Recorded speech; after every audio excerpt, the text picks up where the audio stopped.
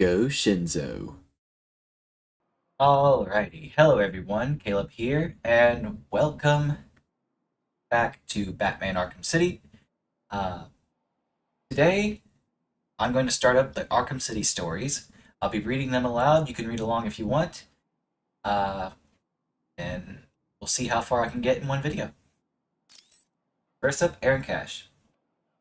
Aaron Cash recalled that night back at Arkham Asylum when, watching from a security monitor, he saw Quincy Sharp scrawl an elaborate message on the floor of the cell block control room, using a rusty nail and blood from his fingertips before forcing his way out of the cell, only to disappear into the chaos. He didn't know where Sharp had gone, but he was sure that there was something seriously wrong with the future mayor of Gotham City. With no other career options available and a nagging feeling that he had seen Hugo Strange before, he reluctantly accepted the job of running a small medical team charged with providing assistance to any resident of Arkham City who needed.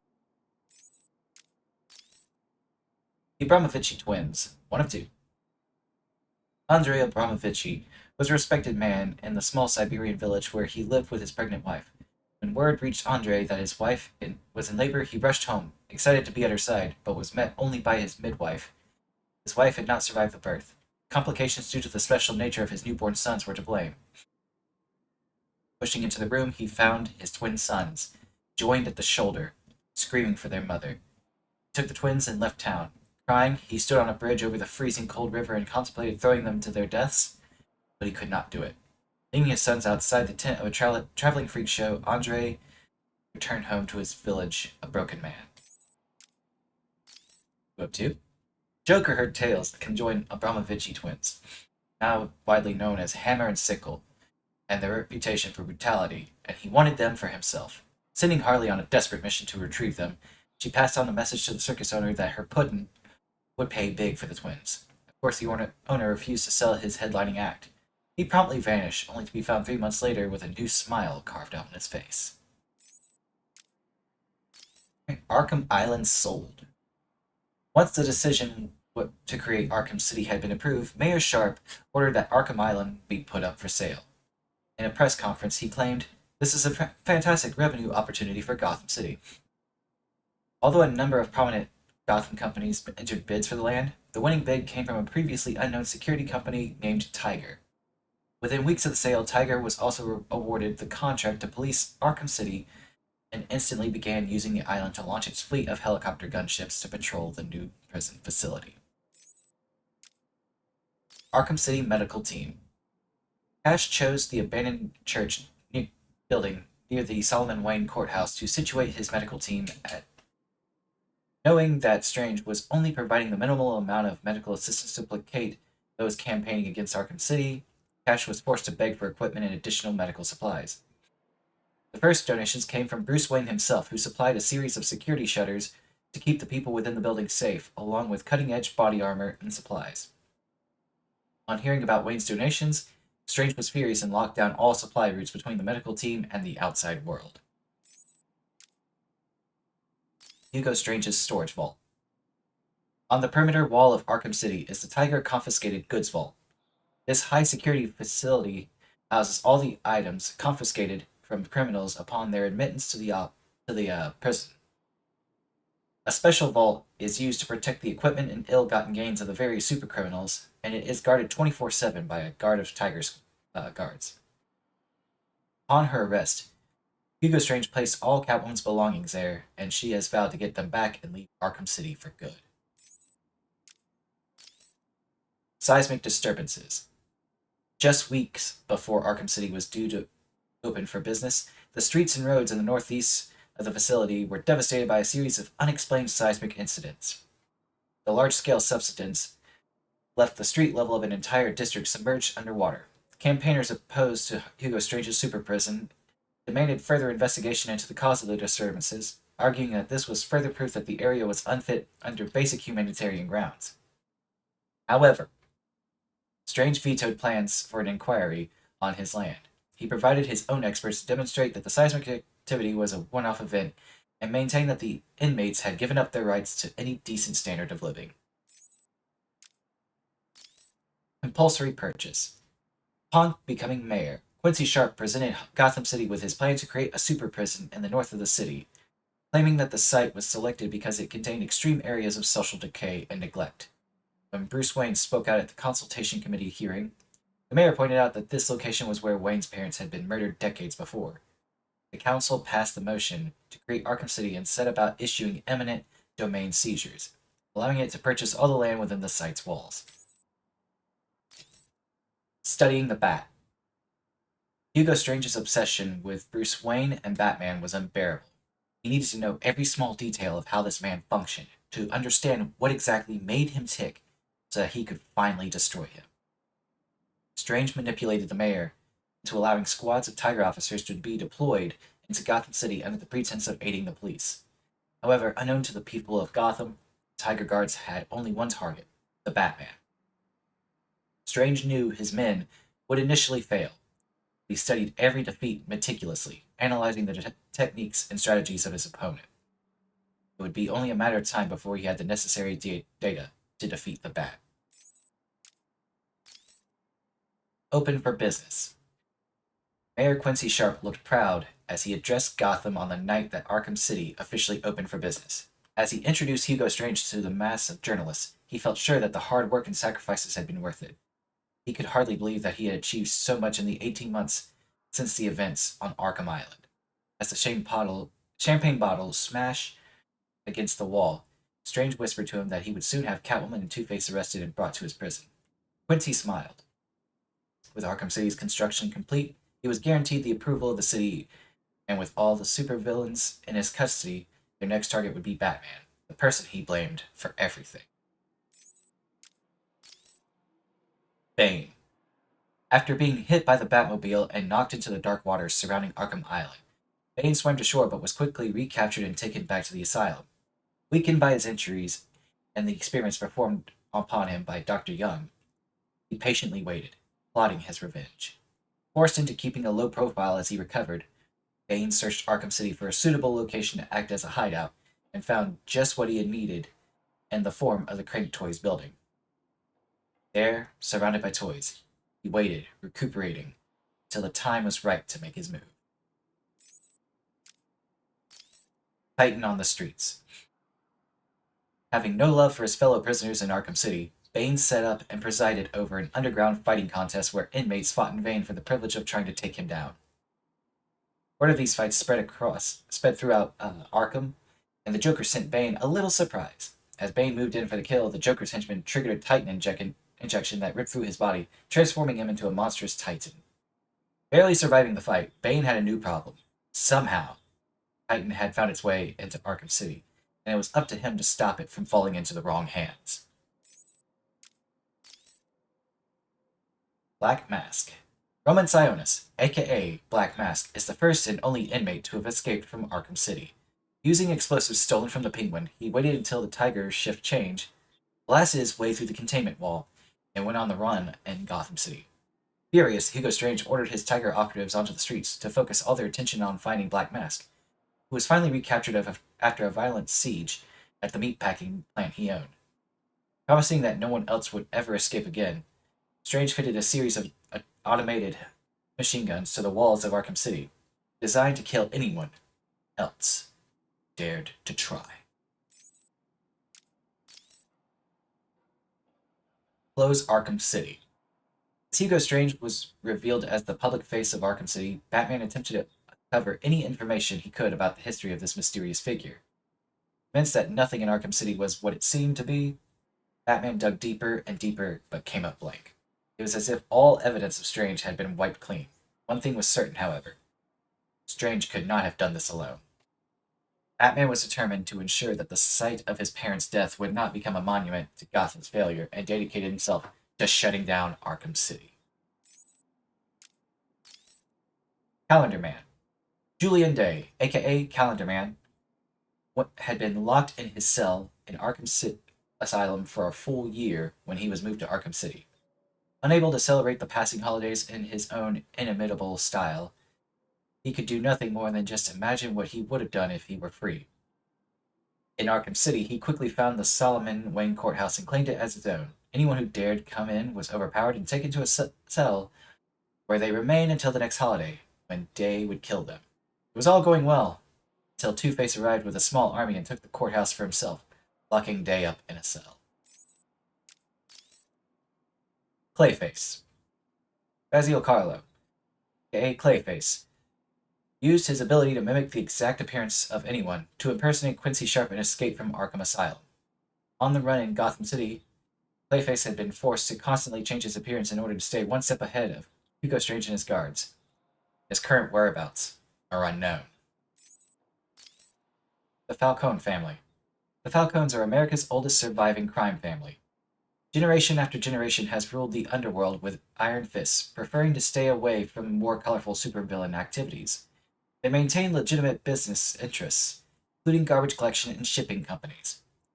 The current head of the family, Carmine the Roman Falcone, is feared by all and until recently had the city in his pocket.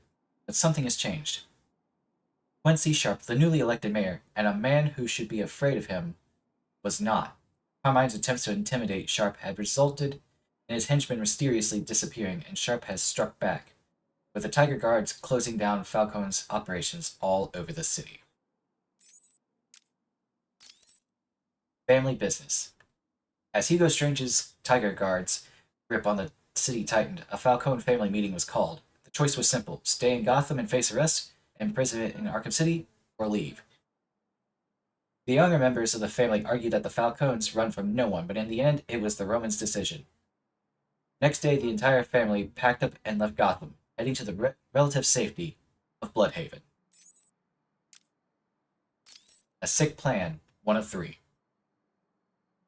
After Batman stopped him from escaping Arkham Asylum, the Joker sat alone in his padded cell, knowing something was wrong. The first sign was an unusual lump on his shoulder. Felt tainted. Weeks went by, and 10 more unusual lumps appeared. The Titan had done something to him. Something bad. Something that wasn't funny at all. 2 of 3. The Joker was dying. He knew it, and soon so would anyone who saw him. The last thing he needed was to appear weak before his rivals. So one day at lunch, the Joker took a spoon and dug out another inmate's eyes, knowing that this would get him solitary confinement. He could keep out of sight, at least until his transfer to Arkham City. The Joker needed an escape plan, and on the night of his transfer, Harley Quinn provided one. Disguised as an Arkham guard, she overpowered the Joker's escorts and stole her putting away to a boat waiting on the island's quayside. And 3 of 3. As the boat carrying the twisted pair sped off towards Gotham, it was joined by a second. A secret alarm placed by Batman had alerted him to the Joker's escape, and here he was in the Batboat, pursuing the fugitives. They ignored his orders to stop, so Batman opened fire. As Harley steered the boat to shore, missiles ripped the hull to pieces. They swam, the weakened Joker being pulled through the water by a distraught Harley, desperate to save her pudding. She pulled the Joker out of the water to safety, somehow avoiding Batman's searchlight. She and the Joker sat there, gasping for breath, when they suddenly realized where they were. Arkham City. Strange goings-on. Working at Arkham Asylum, Professor Hugo Strange used a series of complicated psychological profiling techniques to identify the man behind Batman's mask as Bruce Wayne. Planning to become both rich and famous, he plotted to sell the secret of Batman's identity to the highest bidder. Word spread throughout the criminal underworld that Batman's greatest secret was for sale, but before anyone could act on it, Hugo Strange vanished. Hugo Strange's experiments. Now in charge of Arkham City, Strange continues his radical experiments into the workings of the human mind. During processing, Strange personally selects inmates that fit his criteria and has them taken away to his inmate behavioral analysis unit. No one knows what happens to the missing prisoners in that room except Strange himself. Sometimes they emerge lobotomized to roam the streets, but more often they are never heard from again. Some people believe that Strange brainwashes the missing thugs, turns them into his Tiger Guards, whereas others believe he has to deal with the Penguin and hands him them to use as target practice. Gordon vs. Sharp, 1 of 2. As the plans for Arkham City became public knowledge, Commissioner Gordon, incensed that not having been consulted over Mayor Sharp's decision, attempted to block the construction with a court order. He failed. Commissioner called on Batman and explained that he suspected corruption at the highest levels of Sharp's administration. And 202. After losing his case against Mayor Sharp, Gordon was summoned to City Hall. Sharp tried to reason with Gordon, explaining that Arkham City would be something they could both be proud of, but Gordon held his ground. Sharp calmly stated that he understood Gordon's position and expected Gordon to quietly resign. Furious, Gordon stormed out. He might have resigned if he hadn't been talked out of it by Batman. Batman suggested attacking Mayor Sharp in Arkham City with a public campaign, headed not by Gordon, but someone with the money and profile needed to win popular support. Someone like Bruce Wayne. Holding grudges, 1 of 3. Soon after his arrival in Gotham City, the Penguin decided to make an impression on the underworld elite with a gala opening for his nightclub, the Iceberg Lounge. He included the notorious Joker, whose appearance would surely impress the crowd. When the Joker arrived, Harley Quinn on his arm and a dainty flower at his lapel, the Penguin was thrilled. He was hosting the sinister soiree of the century, until a clumsy waitress spilled a drink on the Joker. The laughing Joker aimed his flower and an acid spray melted the girl's face. As alarmed patrons fled the scene, a cold, dark rage at the Joker curled inside Penguin. 2 of 3. The Joker eagerly returned to the Iceberg Lounge a few weeks later, but was insulted to find his name was not on the guest list. Willing to overlook this obvious mistake, he shot the doorman on his way in, kicked his feet up at the table, and ordered a glass of warm milk. He was pleased when alongside the milk was a summons to the club's VIP section. Led to a back room, past a tank where Tiny the Shark circled, the Joker happily greeted the Penguin, who promptly pushed him out of a door onto the street. The Penguin squawked out that the club had a new no clowns policy before slamming the door. 3 of 3. After arriving at Arkham City, the Joker and Harley Quinn were eager to explore their new stomping ground. Reflecting that years had passed since the Penguin banned Joker from the club, they sought out the blue neon lights of the Iceberg Lounge. Harley pounded on the door, certain that Cobblepot would let bygones be bygones. The Penguin answered. A hulking guard at his side had immediately reminded them of his no clowns policy. He just managed to close the door before the acid from Joker's flowers shot out at his face. A killer in the sewers. In order to remove Waylon Jones, aka Killer Croc, from the sewers below Arkham Asylum, Strange ordered a squad of Tiger guards to lure him out using body parts from deceased inmates. Although this strategy proved unsuccessful, the team was able to subdue Croc when he emerged from the sewers looking for food once the supply of bodies had run out. The Mad Hatter, 1 of 2. Disgusted at the crimes of Jervis Tetch, committed in the guise of the Mad Hatter, Quincy Sharp decreed that Tetch should never see the outside world again. For months, Tetch was locked in solitary confinement, deep in the bowels of Arkham Asylum's maximum security wing. Locked up in the dark without his hats, his tea, and most importantly, his Alice, Tetch's mind crumbled. Professor Hugo Strange became fascinated by Tetch's case, taking particular interest in Tetch's mind control experiments. Strange manipulated security procedures, allowing him full access to Tetch behind the warden's back. 202.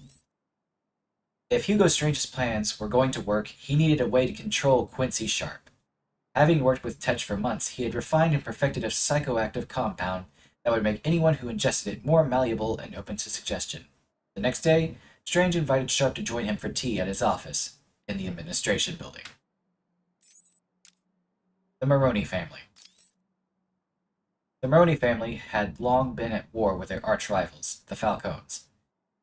In a constant game of one-upmanship, each family has been hurt.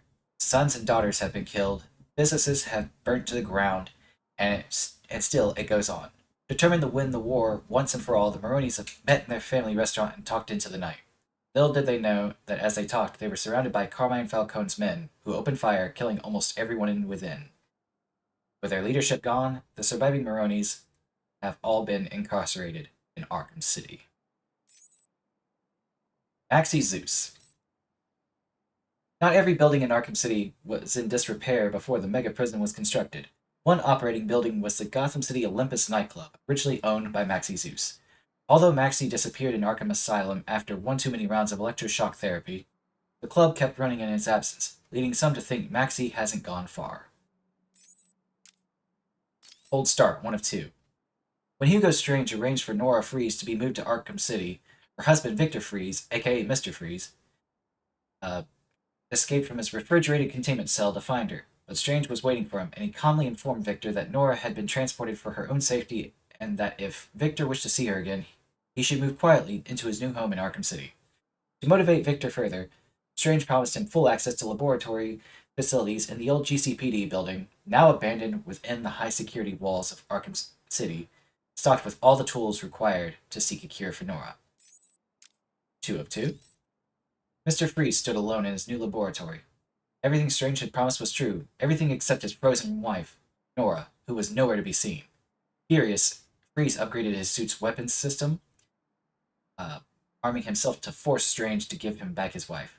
Waiting until dark, he marched out of GCPD, only to be ambushed by a squad of Tiger operatives with orders to take him to Professor Strange. Illegal operations. While in residence at Arkham Asylum, Hugo Strange experimented on prisoners as part of the process leading to him unlocking the workings of the mind in order to control it. In order to cover up his experiments, he arranged for these poor individuals to be lobotomized, locked in the cells, and forgotten.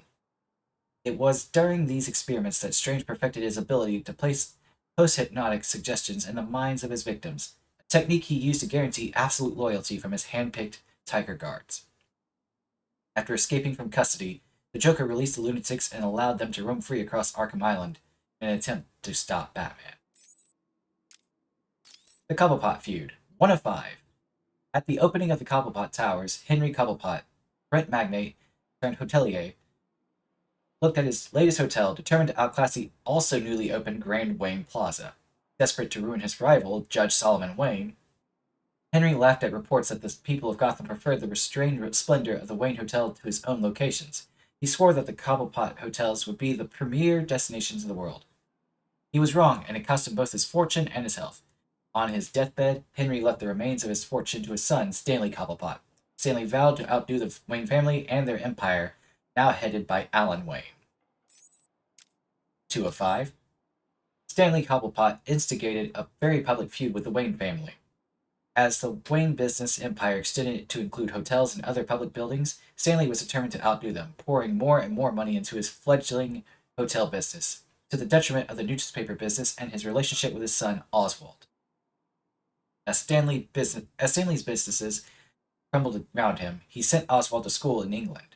Feeling abandoned and picked on by his peers for his homely appearance, Oswald skipped class after class, preferring the company of the thieves and scoundrels he met on the streets. By the time his father's empire collapsed, Oswald had vanished. 3 of 5. When the council decided to shut down the Pinckney Natural History Museum, they sold this historic structure to the highest bidder. Located in a deteriorating part of the city, many investors passed up the opportunity, but for Oswald Cobblepot, this was exactly what he wanted. He purchased the building and established this as his base of operations, converting the attached theme restaurant, the Iceberg Lounge, into a high-profile nightclub. To the public, the Iceberg Lounge was a reputable establishment, but below the surface was a den of iniquity, a go-to place for illicit and illegal wares. The adjacent museum exhibit halls were repurposed as the Penguin's storage facility, housing everything from his torture room, his weapons cache, and a gladiator pit. Illegal fights to the death occurred nightly, with the victors earning a job on Penguin's crew. 4 of 5. The Penguin's operation was run on fear and pain. One night, a guest at the Iceberg Lounge was caught cheating at poker. Penguin tortured this man in full view of everyone. A friend of the man grabbed a beer bottle, smashed it on the table, and attacked, driving the bottle hard into the Penguin's face. As the Penguin screamed, the attacker and his friend were dragged away to a private torture room. Cobblepot was examined by the finest doctors in Gotham City, but the prognosis was always the same. Moving the bottle could be fatal. 5 of 5. When the Penguin received the eminent domain seizure from City Hall ordering him to vacate the Iceberg Lounge, he replied with a letter telling Mayor Sharp that no one tells Oswald Cobblepot what to do. He bought his property legally, and the city could find somewhere else to stick their prison. On the day that the perimeter wall was due to be completed, the GCPD were dispatched with backup from Tiger Guards to forcibly reclaim the building. Penguin ordered his men to fire at the police, killing 3 veteran officers. With the Penguin's criminal nature no longer in dispute, Mayor Sharp ordered the wall closed, trapping the Penguin and his gang in Arkham City. Poisonous Intent 1 of 2. Ready to turn over a new leaf, Pamela Isley rejected her poison ivy persona and opened a small flower shop in the back streets of Gotham. Surrounded by plants, she was content for a while, but society continued to mistreat her babies, and eventually she snapped. A man came to buy flowers for his wife, obviously feeling guilty for having been unfaithful. Pamela smiled and handed over an elaborate bouquet. Plants came to life, rapidly growing onto his screaming face and piercing his skin with toxic thorns. Pamela laughed. Poison ivy was back. After being given an overdose of Titan by the Joker, Poison Ivy was left to die in her airtight cell by Warden Sharp, who blamed her for the mass destruction of Arkham Island. As her health declined, she prayed for salvation. Came in the form of a priest who was unknowingly covered in pollen from the trees near his church. As he performed the last rites, Ivy manipulated the pollen into an antidote that worked in harmony with the unique natural toxins in her blood. And, to the amazement of the priest, she began a full recovery. Furious, Warden Sharp locked her in a biological containment unit and arranged for her to be one of the first criminals sent to Arkham City. Election time. Quincy Sharp claimed to have been instrumental in stopping the riot at Arkham Asylum, stirring a tide of public admiration.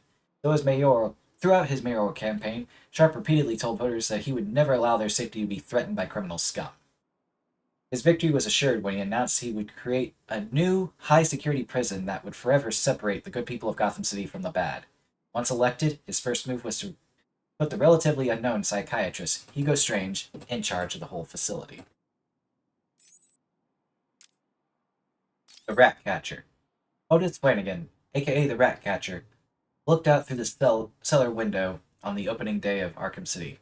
He had kept out of trouble so far, but he would need a plan to survive. Arkham City claimed to be escape-proof. The Penguin had the illicit goods market sewn up. So Ratcatcher would sell small comforts. Fine soap, breath mints, extra buttons. He sent his rats out to collect such items from the outside world. It worked. Business was brisk, and he felt safe, until the Penguin came looking for his rival vendor. Flanagan was dragged screaming through the streets of Arkham City, followed by a trail of rats, into the museum, and never to be seen again. A new Robin. Richard Dick Grayson was the youngest in a family of acrobats, known as the Flying Graysons. Their death-defying act was all that kept the circus where they performed in business. As the people of Gotham clamored for tickets for the show, the mob came looking for their cut. After the circus owner refused them, mobsters killed Dick's parents during a packed performance attended by Bruce Wayne. Wanting to protect the devastated orphan, Bruce took Dick under his wing, became his legal guardian, eventually entrusting the boy with his greatest secret. Desperate to help his friend and mentor, Dick trained hard to become Robin, patrolling Gotham at Batman's side. Now an adult, Dick fights crime on his own as the vigilante called Nightwing. Scarecrow. No one has seen Jonathan Crane, aka the Scarecrow, since he was attacked by Killer Croc in the sewers below Arkham Asylum. Some say he escaped certain death by dragging what was left of himself onto a Titan container and floating out to sea, while others believe he was eaten by Croc. Undeterred, Batman has spent months searching for Crane, refusing to believe that he is dead. If Crane is out there, plotting his revenge on Batman, then Batman knows Gotham will never truly be safe. Buried on a Sunday. 1 of 2. On a dark and stormy night in the late 19th century, a merchant named Cyrus Gold was murdered and dumped in the swamps near the emerging Gotham City. As the body sunk into the pit, it was exposed to an unusual chemical in the swamp, which miraculously reanimated the merchant. He set out wandering the streets of Old Gotham, unable to remember his name and only able to recite the nursery rhyme, Solomon Grundy. Seemingly able to cheat death, the undead man, now called Solomon Grundy, was captured and ruthlessly experimented on. Determined to discover what had brought Grundy back to life, it became apparent that the creature was now immortal, due to a combination of the swamp chemicals and the storm that raged on the night of his death. 2 of 2. As the army moved through the condemned Wonder City searching for stragglers, no one expected what lay in Ra's al Ghul's private medical laboratory. For months, Solomon Grundy had been exposed to the Lazarus chemical and then repeatedly electrocuted. He had died dozens of times, but each time he was brought back for more. While the soldiers debated what he even was, Grundy revived again and killed everyone nearby. Mentally broken by his ordeal, he waited at the lab for the doctors to return and murder him again. Talia's guard. Even though she is a fearsome warrior in her own right, as Ra's al Ghul's daughter, Talia is always shadowed by a secretive order of highly trained female protectors, known as the Elite Guard. Each individual guard is chosen generations in advance and trained from birth to be the best of the best, easily capable of holding her own against 100 men. Brokering deals. Sherman Vine, aka the Broker, has carved out a lucrative business in Gotham City by being the go-to guy to purchase property. Mainly hired by the criminal underclass, Sherman will find and arrange all the necessary paperwork to ensure that the deal will go untraced while providing exactly what the client needs. In the past, he has purchased rooms on behalf of the Great White Shark, Mr. Zsasz, and the Joker. Planning his revenge on Batman, the Riddler took advantage of the broker's services to secure the buildings that would later house his challenges. Scarface, one of two. The original Scarface puppet was carved from the old gallows tree of Blackgate Prison, and eventually fell into the hands of the meek Arnold Wesker, who disappointed his mafia family by showing more interest in ventriloquism than gunplay. Scarface became an unlikely mob boss in Wesker's hands, until Wesker was locked up in Arkham City without his precious puppet. Forced to improvise, he scrounged up materials for a new Scarface, one left mute upon Wesker's departure from the asylum. The Joker took over Arkham. He discovered Scarface in lockup, took a liking to the puppet. Scarface quickly received a garish repaint and a new voice, complete with a demented laugh and a twisted sense of humor. 2 of 2. When Batman shut down the Joker's riot at Arkham City, it seemed the relationship between the newly demented Scarface puppet and the Clown Prince had ended, until one of the Joker's old henchmen, Muggsy Binks, showed up at the steel mill in Arkham City. He'd rescued Scarface from the old asylum, knowing that it would buy him favor with Joker, and Muggsy was skilled enough to make a dozen more copies, freeing the Joker to mutilate any puppet that failed to amuse him. After all, another Scarface could quickly be built for him to laugh with, abuse, and then break into pieces. Joker's only regret is that people aren't so easily toyed with and replaced. Or are they? Catwoman and Two-Face, 1 of 3. As Strange's grip tightened, and the gates of Arkham City slammed shut on Gotham's criminals, only 3 were left at large: Two-Face, Catwoman, and Batman. Catwoman sat in her apartment, debating whether to flee when her phone rang. On the other end, the unmistakable voice of Two-Face. "Sorry, kitty cat. One of us had to go down." Suddenly, tiger guards were at her door. Fleeing, Catwoman fought her way through guard after guard to the safety of a nearby roof. She could only watch as the guards ransacked her apartment until they found her safe. She readied her claws, but a shadowy figure appeared behind her and held a gloved hand over her mouth until she passed out. 2 of 3. Catwoman came to in the Batmobile as it raced through the streets of Gotham. She angrily told Batman that he should not have gotten involved. Batman told her to give up on her loot and leave town before it was too late. Undeterred, she asked how Batman knew so much about Arkham City. He explained that he had found a secret room in Sharp's office back at Arkham Asylum, filled with detailed plans for the new prison complex. Catwoman thanked him and pressed the emergency eject button on her seat. Batmobile screeched to a halt, but it was too late. Catwoman had disappeared, and Batman knew exactly where she was headed. Two-Face was already in the warden's office in Arkham Asylum, photographing the plans to the secret vault inside Arkham City. As Catwoman burst into the room, Two-Face laughed as he tossed the originals into the fire. Furious, she knocked him to the ground, grabbed the camera, and ran. With seemingly no escape for either of them and the Tiger Guards alerted and closing in fast, Catwoman was suddenly pulled to safety by Batman, leaving Two-Face to be captured. As Catwoman ascended, she opened the camera to reveal her prize, only to find the memory card had vanished. She looked down on Two-Face, who was showing her the card, before calmly swallowing it. Furious, Catwoman sliced through the line and plummeted to the ground, only to be surrounded by Tiger Guards, arrested, and taken to Arkham City. Tigers in the City. After disagreeing with Commissioner Gordon over the policing of Arkham City, Quincy Sharp announced that a private firm had been commissioned to provide a total security solution: Tiger. Unknown to everyone but Hugo Strange, each Tiger operative was profiled and implanted with a post-hypnotic suggestion that made them unquestionably loyal to him and him alone. Vicky Vale. When Vicky Vale first interviewed Quincy Sharp just days after the events of Arkham Asylum, she felt something was wrong.